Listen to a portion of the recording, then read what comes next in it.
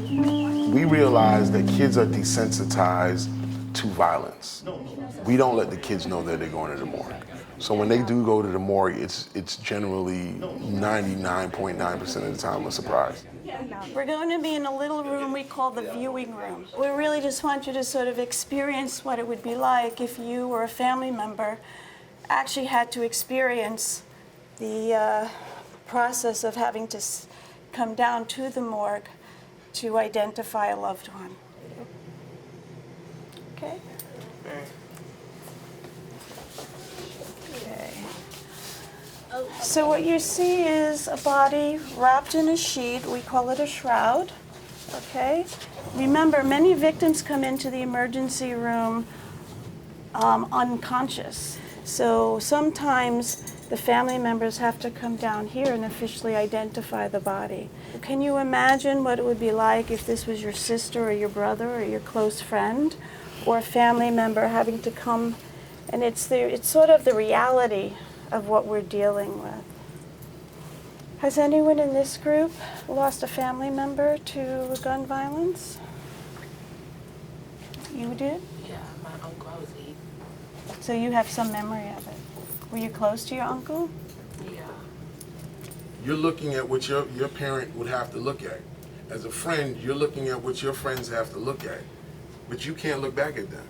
Today we had two very polar opposite groups. Trey Whitfield, they are a private school, very kind of disciplined curriculum, almost in a charter school type of atmosphere. Then the second group from PSA, there's some on the fence kids. When I say to you guys, look, I know it seems cool to be tough or whatever the case may be, I didn't want to go back there the first time. I did not want to go back there the first time. And one of y'all know my son. My son had an issue with somebody pulling a gun on him. That's the reason why I started this.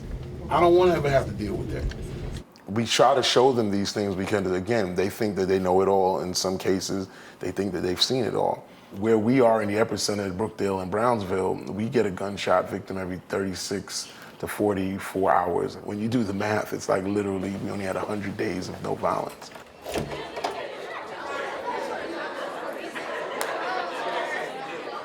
There's an epidemic going on in our community where we're losing a lot of young black men and women to gun violence. So what it starts here is trying to do is create the reality of it.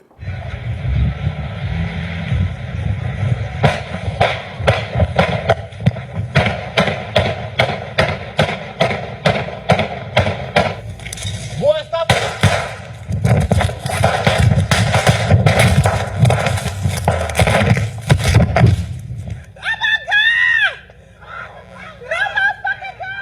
There has been a lot of criticism about Scared Straight. The difference of what we do versus what a Scared Straight jail program does is that there's nobody for them to really talk to. There's nobody for them to really be scared by. If they're scared because there's something within them that doesn't want to be in that position. Right? It's not necessarily here to scare you straight into anything, right? But it's to give you an insight into what some things can happen and the tragedy and the trauma that's associated with it. That didn't affect me because you know when something gets so calm, you just get used to it. And it's like basically like going to school every day. I know what you're saying. It's like we go through this every day, so you get so immune to it. It's like, what's the point of even speaking your mind about it? How many people here know of someone that has been shot?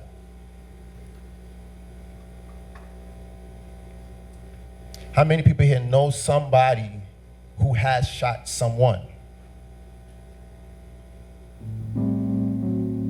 Here's something I want you to take away with you today, right? Like, these experiences are not normal experiences. You know, I get a lot of backlash about this. You can't scare, I'm not trying to scare the kids. I mean, this is what these kids see every day. They may not see a sheep, you know, lying over somebody in the middle of the road, but they do hear the gunfire. They do go through these things. So it's really their reality.